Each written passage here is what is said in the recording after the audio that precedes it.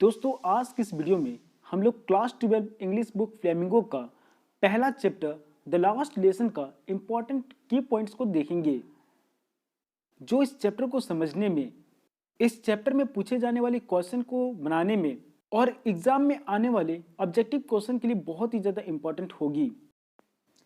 इस स्टोरी का main character है फ्रांस और एम हेमल। फ्रांस जो कि स्कूल जाने वाला एक लड़का है, इसको स्कूल में ग्रामर का लेसन बिल्कुल भी अच्छा नहीं लगता, इसलिए उसे जो होमवर्क मिला था वो कंप्लीट नहीं करता है और इसको स्कूल जाने से डर लगता है। दूसरा करेक्टर है एम हेमल जो कि एक लोकल स्कूल एल्सेस में एक लैंग्वेज टीचर है और वो वहाँ पे 40 साल से पढ़ा रहा है। चलो अब स्टोरी की इंपॉर्टेंट लाइंस को देख लेते हैं। The story is about Franco-Prussian war held in the year 1870-1871। ये कहानी फ्रेंको-प्रूसियन वॉर पर आधारित है। ये युद्ध 1870 और 1871 के बीच में लड़ी गई थी। France was defeated by Prussian soldiers. Prussian सेना के हाथों फ्रांस हार जाता है। France lost its 2 districts Alsace and Lorraine. युद्ध हारने के बाद फ्रांस अपना 2 डिस्ट्रिक्ट्स एल्सेस और लॉरेन को खो देता है। मतलब युद्ध हारने के बाद प्रेशियन सेना फ्रांस का 2 डिस्ट्रिक्ट्स पे कब्जा कर लेती है। प्रूसिया जो कि एक जर्मनी का पार्ट था। Berlin the capital of German sent an order to teach only German language in the schools of Alsace and Lorraine. युद्ध जीतने के बाद जर्मन की राजधानी बर्लिन फ्रांस का 2 डिस्ट्रिक्ट एल्सेस और लॉरेन जिस पर उनका कब्जा हो गया था, उनके द्वारा एक आदेश भेजा जाता है कि अब से सारे स्कूलों में फ्रेंच लैंग्वेज की पढ़ाई ना होकर जर्मन लैंग्वेज से पढ़ाई होगी। It was the last day of M Hamel in the school. उस स्कूल में एम हेमल का ये आखिरी क्लास था।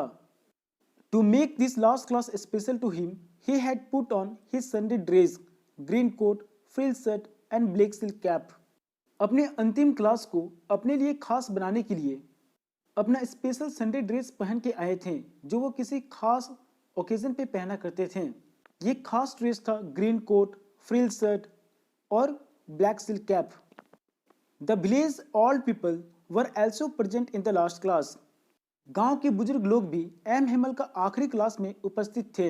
They had primary books in their hand. उनके हाथों में प्राथमिक किताबें थी, वो किताबें जो छोटे बच्चे अपने लैंग्वेज को सीखने के लिए पढ़ते हैं। They wanted to learn their language in the last class.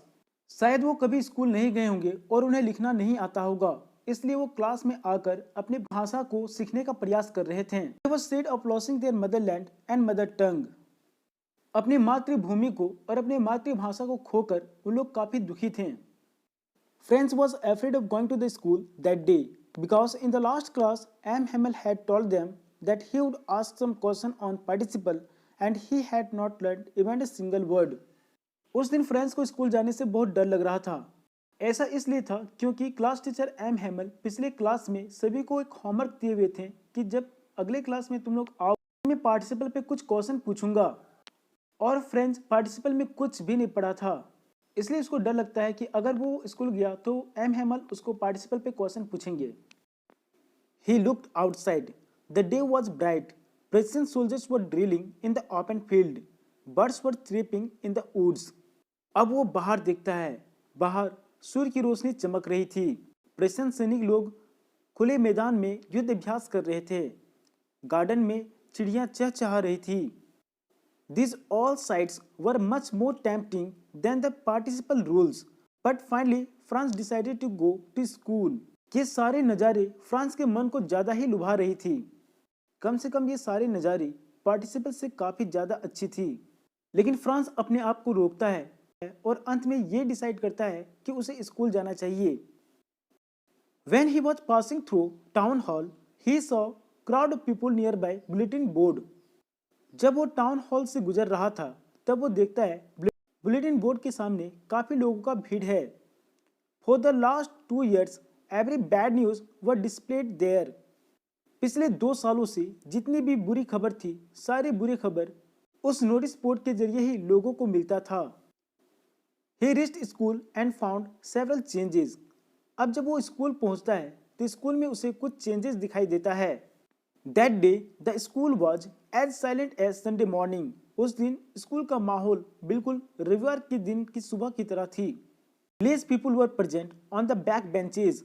गांव के लोग भी आए हुए थे और वो क्लास के एकदम पीछे बेंच में बैठे हुए थे। और एम हेमल अपना खास रविवार के दिन में पहनने वाले कपड़े को पहन के आए हुए थे। That day his class teacher had not scolded him for coming late. उस दिन फ्रांस स्कूल लेट से पहुंचता है, लेकिन फिर भी एम हेमल उसको नहीं डांटते हैं। Friends came to know that it was his last French lesson. अब फ्रेंड्स को पता चलता है कि आज का दिन उसका फ्रेंच लेसन का लास्ट दिन है। He began to feel sad for not learning his lesson in previous classes. पिछले कई क्लासेस को वो एब्सेंट किया था, अब इसलिए उसको दुख होता है कि उसे एब्सेंट नहीं करना चाहिए था। अगर वो एब्सेंट नहीं करता तो शायद आज वो अपने लेसन को अच्छी तरह से बोल पाता, लिख पाता और समझ पाता। अब स्कूल में किए गए एब्सेंट पर उसे दुख होता है। Now the books he never liked became his all friends.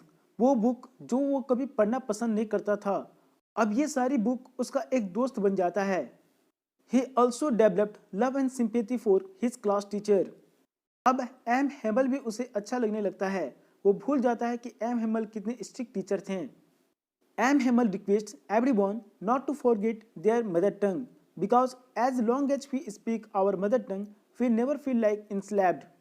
M Hamel सबको रिक्वेस्ट करते हैं कि आप अपना मातृभाषा को कभी मत भूलना, क्योंकि जब तक हम अपनी मातृभाषा को बोलते रहते हैं हमें कभी भी गुलामी जैसा एहसास नहीं होती। लैंग्वेज हमारे दिल में देशभक्ति की भावना को जन्म देती है। It is the only key to the prison of slavery. भाषा गुलामी की जंजीर से निकलने का एकमात्र चाबी है। The church clock struck 12। अब चर्च में 12 बजने की घंटी बज जाती है। This was the last moment of M Hamel. ये एम हेमल का आखिरी क्षण था स्कूल में। He wanted to say something to the class but couldn't go on. वो चाहता था क्लास में जाते जाते कुछ बोले, पर वो बोल नहीं पाते हैं। इमोशंस के कारण उनकी आवाज नहीं निकलती है। He took a piece of chalk and wrote Bible of France on the blackboard and dismissed the classes.